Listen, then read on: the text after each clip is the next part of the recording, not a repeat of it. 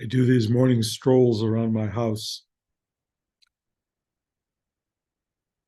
and the perimeter internally is actually kind of spacious, and 30 laps around the house is a mile. And so if I walk for a full hour, I get in 2 miles. And they are, in many ways, my morning meditation. My house is filled with joyous representations of my life, my family, my uh, the beauty that surrounds me. It's an extraordinary walk, and the exercise is great. And I stop every so often and do my squats, and I do push-ups against the wall and all that stuff. And I learn. I just learn all the time. Stuff floods into me. Part of it's thinking, part of it is not thinking. Uh, and this morning, what flooded into me was the phrase, I am, or I contain multitudes. Just arrived. And I kept trying to remember where is that from? So luckily, we all have this amazing device called our iPhone and Google search, etc. And you can just talk into it. And I said, I contain multitudes. And it said Walt Whitman. And I went, oh, yeah. And I thought,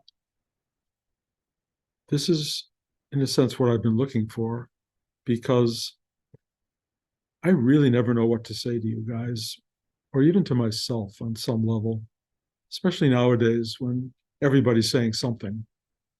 And there's so much dialogue out there going into the existential realities of life and trying to make sense of things, which is kind of hard to do in the mental sphere.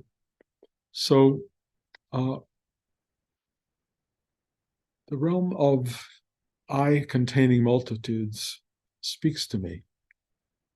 And of course, it's at the core in many ways of our spiritual practice, or any spiritual practice.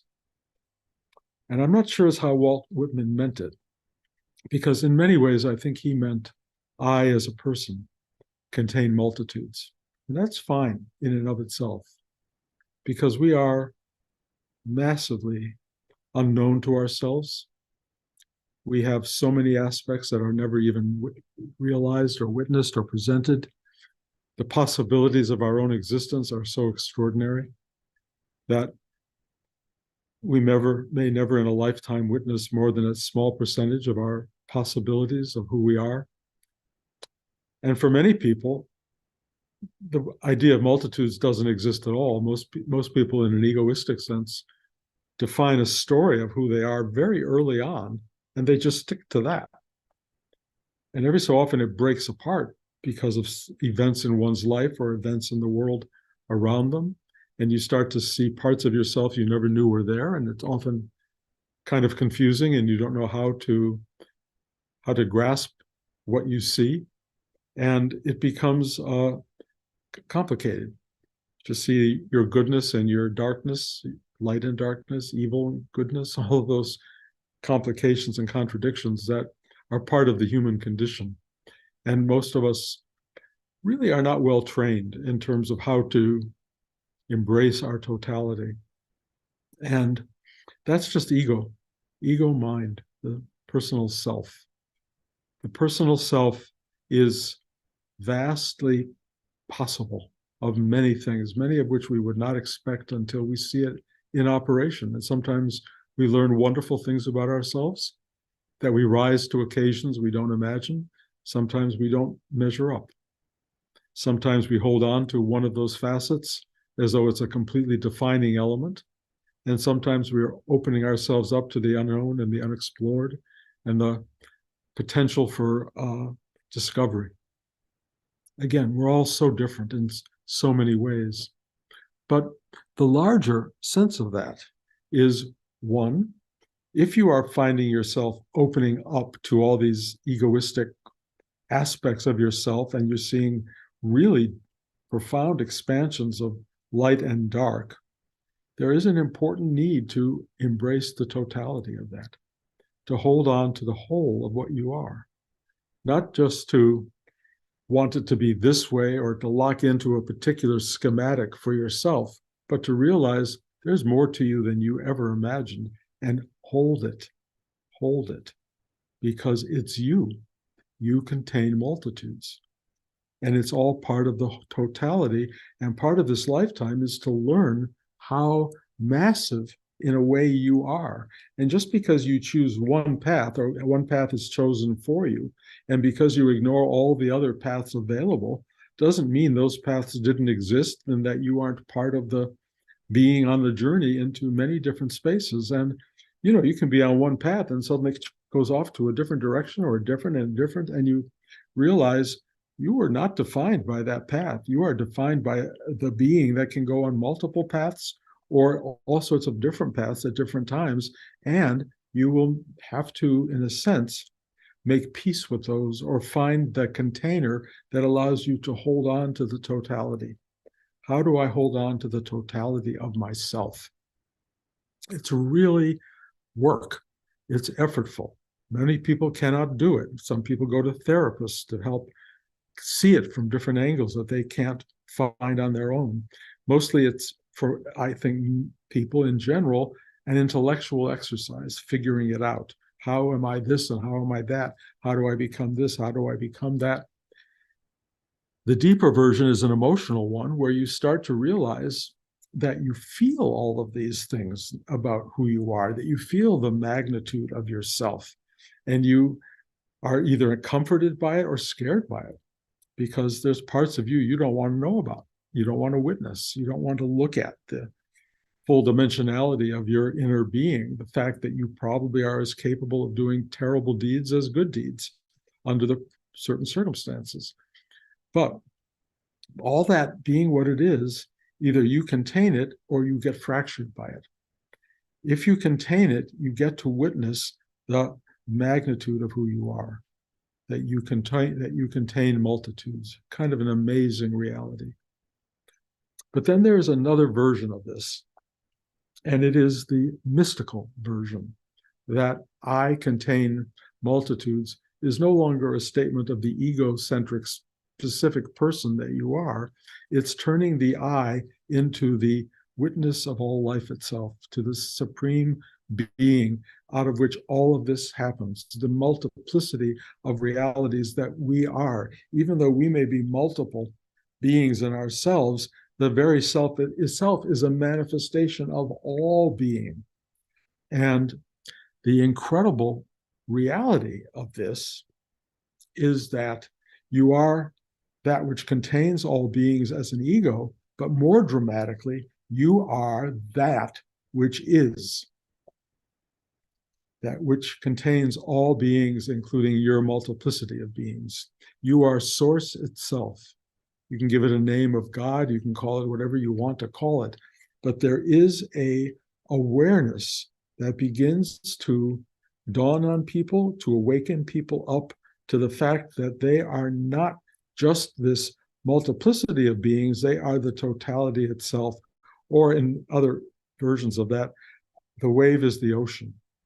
We are this little bit of movement in a vast body of being, but we are not in any way separated from that vast body of being. And it's very comforting every so often to stop being that foamy, crazy wave crashing on the shore, but to be the ocean which emanates that, which projects it into the universe. That's an extraordinary thing to witness. In Nisargadatta's idea, I am that. I am that. He doesn't say that as a singular, as a massive plurality of all being. I am that. If you know that with your mind, it gets confusing. Even if you know it with your heart, it gets emotionally difficult on some level for anyone to contain that. But if you know it with your gut, you know it. And then it's living it in a different way. You walk around knowing, not intellectually cognating, not feeling exactly, just witnessing and being that totality. Another version of this is this idea that light all around us is two things. It is a wave and a particle. That's what light is. So scientifically, people who've broken it down see that light is particle and wave. So again, we're into ocean and wave, and we're into the idea of I contain I contain multitudes. The light that forms the universe, the light that we are witnessing mostly as particles. We are particulars in the massiveness of the light. But I love the idea that light, I'm not saying yet that we are light, but we are. Light is a wave and a particle. If you are light in the world, and I believe all of us potentially are light in the world and maybe light unknowing to ourselves, as light in the world, we are a particle of this vastness of brilliance and illumination, and we are the illuminating force itself. So all of these metaphors start to come together, and they really start to teach us that we can live in the particle space of life, the molecular space of life, the me separated from everything else, or we can live in life that is all there is, and we are one with that part as a particle and as a wave. We are the totality. How do you discover that? How do you know that? How do you find that? Well, maybe just through living. Live a life long enough and it will all start to dawn on you. I think for some people, that's exactly what happens. Sometimes there are instructions in the manual for living, that you start to understand through the Ten Commandments, you start to understand through Buddhist teaching, Hindu teaching. You start to find the basic undercurrent of kindness to others. Kindness to others is just a program. It's just a program, but it does these amazing things. If you live it, it starts to break you down and make others, the wave, more important than the particle, or let's say of equal value to the particle. And you start to feel that you are part of this exquisite totality just by paying attention to directives from higher teachings, spiritual teachings, religious teachings, whatever.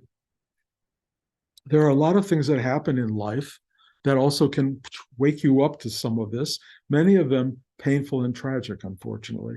Things that shake you up in the deepest core of your being and that ultimately allow you to go either into madness or sanity, profound sanity, to a place of one, recognizing you are not the first person to suffer in the world, and that this suffering is a kind of doorway where it says, help me. Please help me. I cannot live like this. I cannot bear the depth of this suffering and this fear and this empathy and everything else. You ask for help over a course of time, usually a period called grieving, and you find your way into a space that says, come on in. I will help you. The wave becomes an entryway into the ocean. It takes you in. It goes, it's okay. It's okay. I gotcha. I gotcha. Whatever the mechanism is for finding your way into source, into the comfort of being, into the totality of the wave of light itself, into the hands of the Almighty, of the Creator, of the greatness that is unnameable and unknowable, as you allow yourself to be absorbed by that and to witness that, and then find yourself still in the particle realm of being, then you live differently. You live differently. You allow yourself to witness that you are all of that you are the light that is behind it. You are the light that is being carried through you into this space of being itself, and that you are one with this, I'll call it a miraculous, mysterious, extraordinary, mystical truth. The being, your very being. So this may all sound very highfalutin, It may sound like stuff that should be, cognated and processed, but that's really the wrong way to get this. To try to get this through the mind, which is what most people do, read a book, think about it, try to process it, that is a limitation. That will not get you there. Thought is meant to get you through the, if you will, the egoistic day-to-day reality of the manifested world. It's mostly for that. Higher thought maybe will help elevate you, but the heart is a better approach to that. The heart will allow you to empathize and feel your way into something with, like, love and joy and gratitude and beauty, but it also has, unfortunately, fear and terror and horrible resistance to the things of life. And when that starts to occur, it's not a gift. It's you start to find yourself too much in pain in heart feeling realm, in emotional realm. Another reason why, when you get to that place, you try to imagine that I contain multitudes, and you can contain the worst of suffering and the most beautiful of joy and being all at the same time, and try to know what that is, but not intellectually. Try to go down into your belly and know that you are all of that without having to acknowledge it as personal, as me, as my problem. You start to realize this is all an emanation of something so big and vast, and somehow you are a witness to that vastness. It is using you to see its totality. It's using you. You are one with that wave, with that light, with that particle. You are the totality of all of that. And when you get to your gut, in yourself, into your belly, you can really start to be aware of this totality. And then, using Rudy's dialectic in a way, moving from the mind to the ego, to the heart, to the gut, to the sex chakra and the recreative process, down to the base of your spine, having this energy rise up your spine and then circulate, you start to become this vibrant awareness, this thing that is not limited to mind, to feeling, to gut. It's a totality. It's a wholeness of being. And when you start to get to that and you allow it to expand and relax, you start to witness more than you ever imagined humanly possible to witness. And it's a confusion on one level because it's still biologically contained. It's still the wave. It's still the particle.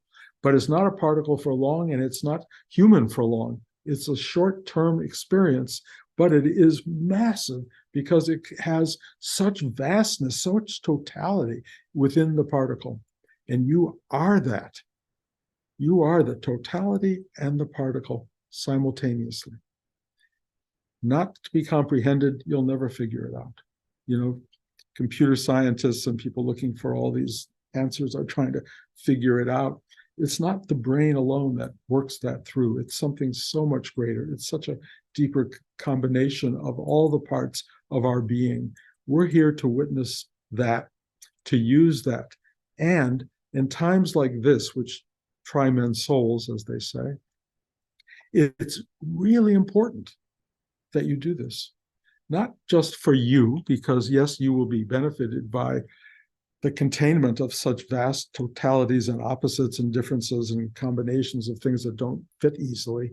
You will be able to open to all that, but you will then be able to help others balance that and find some doorway to entrance to a moment of peace and joy, just because you touch them, you shake their hand, you hug them, you say the right thing to them. You become the vessel of that which brings peace for a moment. And maybe all we all have really is moments, just moments. So transform the moments of the people around you, transform the moments in yourself, and become the transformer itself, and allow yourself to serve humanity by serving whatever is in front of you. If you do that, you will be a gift to yourself and a gift to others. And times that try people's souls, like the one that we're kind of passing through right now, and maybe in fact the totality of living experience, can best be absorbed by the ocean itself that creates it. So find your way back into selfhood. Realize I am a particle, I am a wave, I contain multitudes, I am the totality, and I am alone by myself. How does that work? You'll never figure it out, but it's true, and you can know its truth and live its truth and be its truth and emanate it and help others find their way into the massiveness of their own reality. That's what we're here for. And if you do it, you will feel fulfilled, that you lived a life that had purpose, meaning, guidance, and arrived at some kind of clarity. Maybe not processed clarity that the brain can go, okay, I get it. It's another kind of clarity. It's a clarity of a light turning on with nobody knowing what light is other than that very thing itself. So there are a million unending metaphors that play into this idea and these thoughts. But the important thing is, don't leave this in your brain. Don't let it just be, oh, Bruce said, and this is an actionable idea. It is bring yourself into the experience of being multitudes. Bring yourself into the experience of being a particle and a wave. Let yourself be, I am that, and just see where that takes you. And I wish you well.